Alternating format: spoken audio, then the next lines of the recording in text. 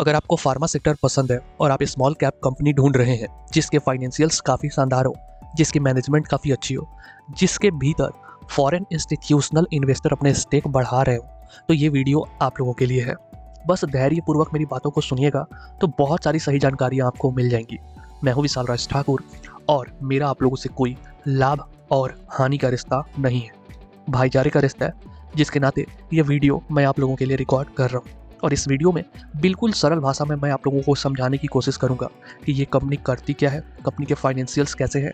हर एक डेटा को अपन लोग रियल नंबर्स में ब्रेक डाउन करके समझने की कोशिश करेंगे कि कंपनी के भीतर एक्चुअल में ग्रोथ कितने रुपए की हो रही है। तो शुरुआत करते हैं इस वीडियो का जनता जनार्दन की जय बोल के। सबसे पहले और सबसे ज़रूरी चीज़ ये है कि ये जो कंपनी है जिसका नाम साइनकॉम फॉर्मुलेशन है, ये जेनेरिक दवा बनाती है। पीतमपुरा के अंदर इसका जो नया ब्रांच खुला था जहाँ पे मैन्युफैक्चरिंग होती थी, वो भी अपने ऑप्टिमम लेवल पे जाके काम कर रही है। इसके अलावा कंपनी की मार्केट कैप लगभग 1200 करोड़ के करीब में है और कंपनी के ऊपर कर्ज 4 करोड़ के। साथ में कंपनी का सेल्स नंबर काफ़ी शानदार है, कंपनी का प्रॉफिट ग्रोथ रेट काफ़ी शानदार है। बात कर ले सेल्स ग्रोथ रेट की तो लगभग 80% का सेल्स ग्रोथ रेट है।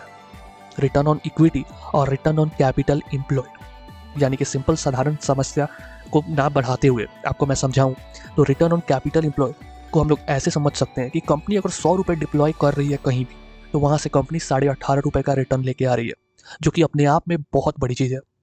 इसके अलावा प्रॉफिट ग्रोथ रेट 100% से ऊपर का है। ऐसे आपको चीज़ें समझ में नहीं आई होंगी, मुझे पता है, तो इसको ब्रेक डाउन करते हैं तब आपको अच्छे से समझ में आएगा कि कितने रुपए की ग्रोथ हो रही है कंपनी के भीतर।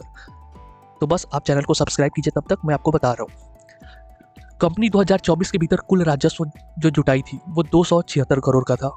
वहीं 2025 में कंपनी ने 482 करोड़ का राजस्व जुटाया है और वहीं 2026 के वित्तीय वर्ष में कंपनी ने 520 करोड़ का राजस्व जुटाया है। इसके अलावा नेट इनकम की बात कर ले तो 25 करोड़ के करीब में था 2024 में, 2025 में 50 करोड़ और 2026 में 76 करोड़ का कंपनी ने शुद्ध लाभ कमाया है, सारे टैक्सेस वगैरह को छांट के। अब चलते हैं कंपनी की बैलेंस शीट पर नजर रखते हैं। बैलेंस शीट को समझने के लिए थोड़ा सा दिमाग को शांत रखिएगा, तब ज़्यादा अच्छे से समझ में आएगा। पहले खुद पे एक एग्जाम्पल लेके आपको मैं समझा देता हूँ।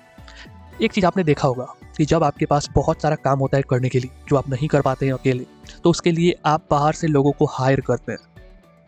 आप बोलते हैं कि ये काम करो, जल्दी से जल्दी निपटाओ। वही चीज़ कंपनी के भीतर भी होता है कि कंपनी का ऑर्डर बुक अगर बड़ा होता है, टाइम पे ऑर्डर को डिलीवर करना होता है, तो फिर कंपनी को अपने एसेट्स को बढ़ाना पड़ता है। और कंपनी का एसेट्स तभी बढ़ता है जब ऑर्डर बुक अच्छे होते हैं, और ऑर्डर बुक तभी अच्छे होते हैं जब कंपनी की मैनेजमेंट लेवल पे जाके अच्छा काम कर रही होती है और उस अच्छे काम के बदौलत अच्छे ऑर्डर्स लेके आती है।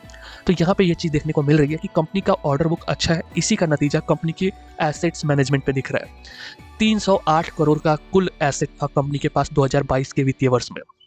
वहीं 2023 के वित्तीय वर्ष में 377 करोड़ और 2024 के वित्तीय वर्ष में 404 करोड़ और 2025 के वित्तीय वर्ष में 413 करोड़ का कुल कंपनी के पास एसेट है। लगातार कंपनी के एसेट्स में ग्रोथ है, ये बहुत ही अच्छा ग्रीन फ्लैग है एक निवेशक को जानने के लिए। इसके अलावा कंपनी बाकी स्ट्रगल कर रही कंपनियों की तरह कैश ज़्यादा बर्न नहीं कर रही है। कंपनी लगातार कैश जनरेट कर रही है। 2025 के वित्तीय वर्ष में और 2022 के वित्तीय वर्ष में कंपनी ने कैश जनरेट किया था, लेकिन बीच में थोड़ी सी दिक्कतों के कारण जब कंपनी अपने एक्सपेंशन पे काम कर रही थी, पीतमपुरा वाले प्लांट को एस्टैब्लिश कर रही थी, उस टाइम में कंपनी ने काफ़ी ज़्यादा थोड़ा सा कैश बर्न किया था। खैर, वो पुरानी कहानियाँ थी जिसका नतीजा आप देखने को मिल रहा है कि कंपनी के कैश फ्लो में अच्छा ग्रोथ है।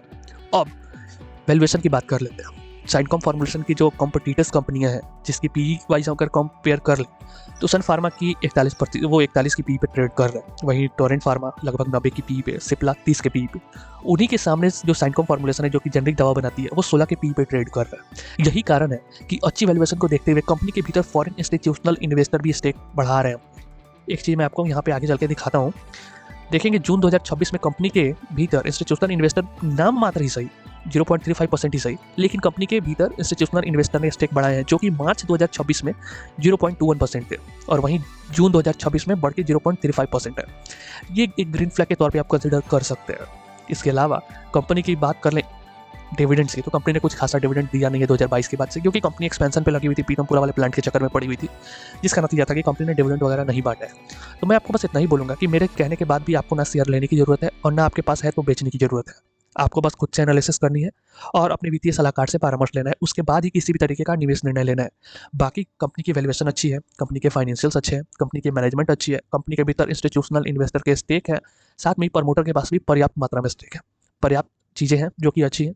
बुरी चीज़ों के बारे में बात करें तो यही है कि जिस डोमेन में ये कंपनी काम कर रही है, उस डोमेन में ऑलरेडी बहुत सारी कंपनियाँ हैं जो कि वेल एस्टैब्लिश्ड हैं। तो आप अगर चाहते हैं रिस्की बेट लेना, तब आपके लिए ये कंपनी अच्छी हो सकती है।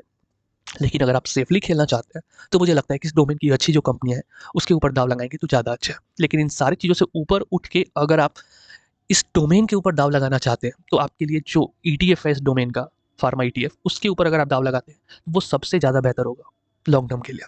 बाकी बातें समझ में आ गई हो, तो चैनल को सब्सक्राइब आप कर लेंगे, तो बहुत मेहरबानी होगी। धन्यवाद।